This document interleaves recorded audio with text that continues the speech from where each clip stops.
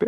राधे राधे गुरुजी, आपके चरणों में कोटि कोटि नमन। गुरुजी, भगवान की कृपा से मुझ अधम से कोई सत्कर्म होता है तो बाद में ध्यान आता है कि ये प्रभु करवा रहे हैं, मेरी सामर्थ्य कहाँ। लेकिन गुरुजी, कार्य करते समय अहम रहता है कि मैं कर रहा हूँ। कुछ प्रभु, इस नहीं अहम को बिगड़ कैसे। कुछ नहीं बिगड़ेगा। बहुत सुंदर है। जैसे सब में भगवत भाव है ना, तो तत्काल थोड़ी हो जाता है। मतलब हम किसी व्यक्ति से मिले, व्यवहार हुआ, इसके बाद ध्यान आया कि सब में भगवान है, हम उसी समय फिर भाव कर लेते हैं। हमारा अभ्यास चल रहा है, हम कोई सिद्ध पुरुष थोड़ी हो गए। ये बहुत सुंदर अभ्यास है, बड़ी कृपा है प्रभु की आपके ऊपर। तो आप इसको बार बार, फिर धीरे धीरे ये वर्तमान में आने लगेगा। पहले भाव बनेगा कि ये जो हम कर्म करने जा रहे हैं प्रभु के चरणों में समर्पित है, प्रभु के द्वारा दिए हुए बल, धन, बुद्धि आदि के द्वारा इस कर्म का संपादन होगा, और ये कर्म हमारे प्रभु को समर्पित, प्रभु के दिए हुए से प्रभु। फिर मध्य में जब कर रहे हैं तो प्रभु के लिए कर रहे हैं, उत्साहित है, और जब विश्राम हुआ तो प्रभु आपके लिए समर्पित।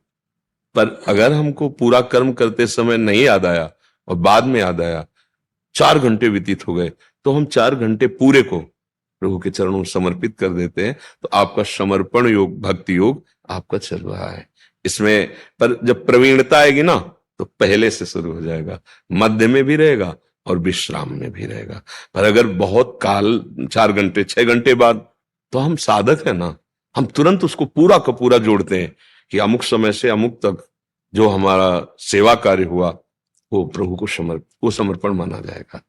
पर अच्छा है कि हम प्रारंभ में कि ये प्रभु के लिए कर रहे हैं, बीच में भूल गए कोई बात नहीं, फिर विश्राम में प्रभु को समर्पित कर दिए। कई बार हमने कहा है, आप जो संसार के सेवा कार्यों में रत हो, बिना एकाग्रता के सेवा कार्य होंगे नहीं। अब एकाग्रता सेवा कार्य में होगी तो हो सकता है प्रभु की याद भूल जाए, हो सकता है भजन छूट जाए। तो आप 8 घंटे काम कर रहे हैं, 8 घंटे में 2 4 10 बार तो याद कर सकते हैं ना। 8 घंटे में 2 4 बार राधा राधा नहीं बोल सकते, और बाद में 8 घंटे बाद भावना से प्रभु को, हे स्वामी, इतने बजे से इतने बजे तक संसार कार्य रूपी सेवा, वो आपको समझ पूरा भजन माना जाएगा और उसको उत्तम गति मिलेगी। ये कर्म समर्पण योग है। ये तो सर्वाणी कर्माणी यत करोषि, भगवान कह रहे जो भी कर रहे हो मेरे को सब। बहुत उत्तम बात है। पर भगवत कृपा से अगर ऐसा चिंतन चलने लगा है तो बहुत बड़ी बात है। और कहीं आगे चल करके निष्कामता आ जाए, फिर ये हो कि हमें फल फूल से मतलब नहीं, आपको जो मन आवे जैसे आवे कराओ, मैं यंत्रवत आपका हूं। हे प्रभु, आप वही कराना जिससे आप प्रसन्न हो, जिससे समाज सुख हो, जो धर्म युक्त हो। और समर्पण होता चला जाए, फिर वो इस वेश में भी महात्मा ही होता है, क्योंकि महात्मा चिंतन होता है।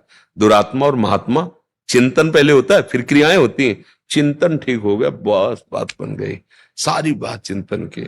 आजकल लोग मारे घूम रहे हैं, आशीर्वाद आशीर्वाद, कुछ नहीं होना, कुछ पाई भर नहीं सुधरना। तुम्हारे कर्म नहीं सुधरे, तुम्हारे आचरण नहीं सुधरे, कुछ नहीं होने वाला। अगर हमारे हाथ धरने से काम होना तो हम बोलना बंद कर दें, हाथे रखते रहे, कुछ नहीं हो। जीवन भर इस बात का अनुभव किया है। बड़े बड़े सिद्ध महापुरुष जो ब्रह्माकार गंगा किनारे, उनकी बात मान लो, बात नहीं माने तो उनके पास रहते हुए भी कुछ नहीं देखा है, अच्छे से देखा है। इसीलिए सत्य वस्तु किसी को प्रिय लगती नहीं। सत्य वस्तु यही, जैसे आप चल रहे हो ना, किसी से आशीर्वाद मांगने की जरूरत नहीं। कोई भी आशीर्वाद तुम्हारी सोच से बढ़कर नहीं है। आपकी सोच पवित्र है, आपका चिंतन पवित्र है, आप पवित्र है। जिससे तुम आशीर्वाद मांग रहे हो वो क्यों आशीर्वाद देने लायक है, विचार करो इस पर। आप उससे क्यों आशीर्वाद मांग रहे हैं? बोले भगवान का भगत है ना, इसको शास्त्रों ज्ञान है ना, तो तुम नहीं हो सकते क्या? बात समझो। जिसके पास तुम आए हो वो क्यों इतना महान माना जाता है? क्योंकि वो भगवान का दास है, वो भगवान का भजन करता है, वो अच्छे आचरण वाला है। तो आप क्यों नहीं हो सकते? आप भगवान के अंश हैं, आप अच्छे आचरण वाले बनिए, आप भजन करने वाले बनिए। आप हमारे समान हैं, हमारे प्रभु के समान बच्चे हैं। इसमें पंचभौतिक, आपका पंचभौतिक, अंदर भागवतिक अंश, वही तुम्हारे अंदर। फिर अंतर क्या? जैसे हमारे भगवान वैसे आपके भगवान। भूल क्या हुई? हम भोगों को अपना मानने लगे, वो भगवान को अपना मान रहे। ये भ्रम जो है ना, पूरे संसार को फंसाए हुए है। किसी से कुछ आशीर्वाद की जरूरत नहीं। अपने आचरण संभालो, नाम जप करो, अच्छे भाव से जियो। तुम यहां भी सुखी रहोगे, वहां भी सुखी रहोगे। जो तुमसे मिलेगा वो सुखी हो जाएगा। ये जो पारस और संत में ही अंतर है। पारस लोहे को सोना बनाती है और संत अपने समान बनाते हैं। नहीं, पारस लोहे को छू के पारस नहीं बना देती, सोना बना देती है। और संत अगर छू जाए हृदय से तो अपने समान आप सरिश्ता है सबके।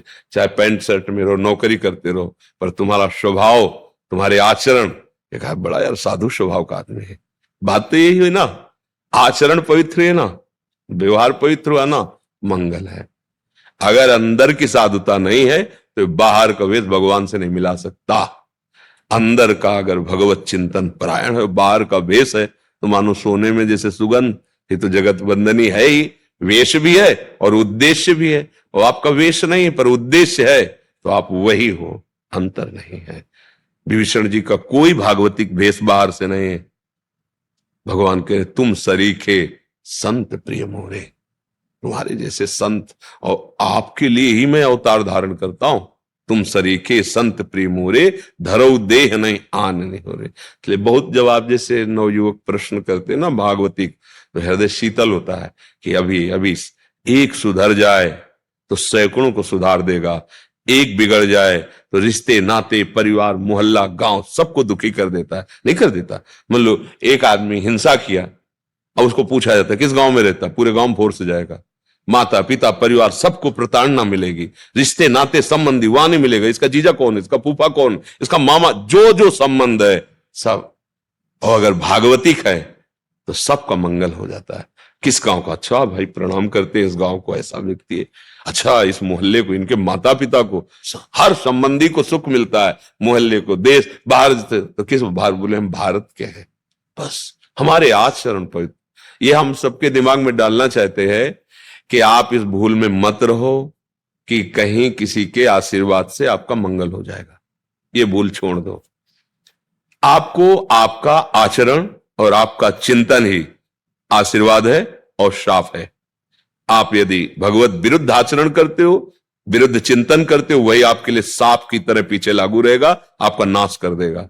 आप अच्छे आचरण भजन करते हो, किसी से वरदान आशीर्वाद की जरूरत नहीं, सब आशीर्वाद अपने आप आ जाएंगे। देखो जामवंत कहा सुन रघुराया, जा पर नाथ करो तुम दाया, ताई सदा शुभ कुशल निरंतर। ध्यान दो, सुर नर मुनि प्रसन्नता ऊपर, सब अपने आप प्रसन्न हो जाएंगे। आपके आचरण अच्छे, आपका विचार अच्छा, भजन में चल रहे हो तो जब भगवान प्रसन्न तो सब प्रसन्न हो गए। आशीर्वाद यही कि हमारे वचन तुम मान लो, तुम सुखी नहीं दूसरों को सुख देने वाले बन जाओगे। सतर्थ सतर्थ सा लोकांत, परिवार को तार दोगे और सबको लोकांत, लोगों को तारने के सामर्थ्य। ये छोटा भाव कर लिया ना, हम भी सही, हम तो गृहस्थ, ऐसा। ये हमारे जीवन का उद्देश्य प्रभु से मिलन है। अब जीने के लिए तो करना पड़ेगा ना, किसानी व्यापारी, अब गृहस्थी में हो तो लड़का बच्चा परिवार, ये गौड़ विषय, मुख्य विषय है। हम भगवान के हैं और भगवान की प्राप्ति करना हमारा उद्देश्य। तो अलग अलग मार्ग से प्राप्ति का अलग अलग उपदेश है। तो आप गृहस्थ मार्ग से भगवान के चिंतन में, भजन में लगो। बहुत सुंदर बात है, बहुत इसलिए हम अधिक बोल गए, नहीं थोड़े में उत्तर दे देते। बहुत सुंदर प्रशंसनीय विषय। आप चिंतन करने लगे अपने कर्मों को प्रभु के समर्पण का, जीत गए। थोड़ा सा भी निष्काम कर्म समर्पण हो जाए तो दुर्गति नहीं होने देता, थोड़ा सा भी कर्म। फिर अगर दिनचर्या में बात आ जाए, फिर तभी तो जीवन मुक्त, जगत बंधनी वो महात्मा बन जाता है, अंदर से वो जगत बंधनी हो जाता है। नरसिंह नारायण पांडे जी। जय गौ माता, जय गोपाल। आप देख रहे हैं गोकुल धाम गौ सेवा महातीर झज्जर हरियाणा में। ये हमारा आईसीयू वार्ड है। इस वार्ड के अंदर जितनी भी जो हमारी गौ माताएं हैं, जितना भी गौवंश है, वो सब मेजर एक्सीडेंट है। यहाँ पर कोई भी गाय खड़ी नहीं हो सकती। इनको मशीनों द्वारा बारी बारी करके खड़ा किया जाता है और उन गायों को मशीनों में खड़ा करके उनकी पैरों की मालिश की जाती है। राधे राधे महाराज श्री।